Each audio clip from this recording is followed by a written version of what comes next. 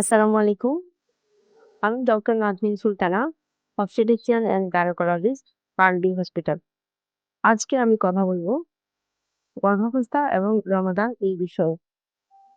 একজন গর্ভবতী নারী রোজা রাখবেন কি রাখবেন না তার নির্ভর করে কিছু কন্ডিশনের উপর।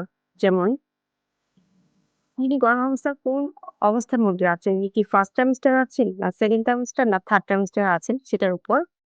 গর্ভবতী নারীর বর্তমান শারীরিক অবস্থা কেমন তার উপর, এবং সাথে কোনো জটিলতা আছে কিনা তার উপর।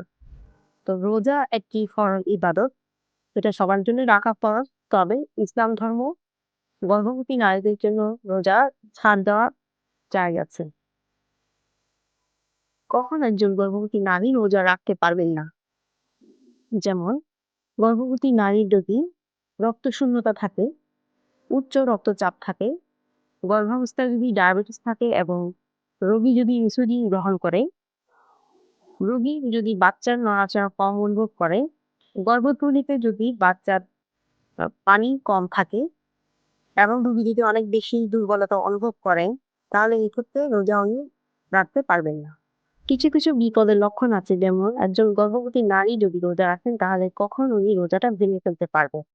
যেমন অতিরিক্ত দুর্বলতা অনুভব করা, মাথা ঘোরা অথবা অজ্ঞান হওয়ার ভাব অনুভব করা, যদি গর্ভাবস্থায় বাচ্চা নড়াচড়া কমে যায় এবং গর্ভাবস্থায় পেটে যদি পানি শূন্যতা দেখা যায় এবং ডায়রিয়াতে ভোগেন, অথবা রোগী যদি ডেলিভারি ব্যথার লক্ষণ উঠে যায় অথবা পানি ভেঙে যায়, এইসব লক্ষণ দেখা দিলে একজন গর্ভবতী নারী রোজা ভেঙে ফেলতে পারবে। আর রোজা যদি রাখেন কোনো গর্ভবতী নারী, তাহলে রোজার সময় ওনার খাবার কি হবে?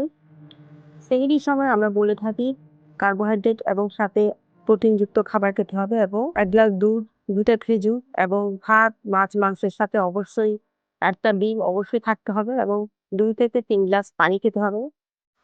অতিরিক্ত লবণ, কাঁচা লবণ এবং তৈলাক্ত খাবার উনি এভয়েড করবেন। ইফতারের সময় উনি তৈলাক্ত খাবার খাবেন না। ইফতারের সময় খেজুর এবং পানি, ডাবের পানি, ওটস স্যালাইন এগুলো দিয়ে উনি ইফতার করবেন। এরপর খুব ভালো হয় যদি চিয়া, কলা, দই এ সমস্ত খাবার খান, এবং আমরা বলে থাকি ইফতারের পরপর উনি রাতের বেলা অল্প করে ভাত খাবেন। সেখানেও প্রোটিনযুক্ত খাবার থাকতে হবে। ভাত, ডাল, মাছ, মাংস অথবা ১টি ডিম অবশ্যই থাকতে হবে, এবং পরিমিত পানি খেতে হবে। ইফতারের পর থেকে সেহরি পর্যন্ত কমপক্ষে ২ থেকে ৩ লিটার পানি খাবেন। তাহলে উনি পানি শূন্যতায় ভুগবেন না। সবশেষে বলতে চাই, মা এবং শিশুর স্বাস্থ্য সবার আগে।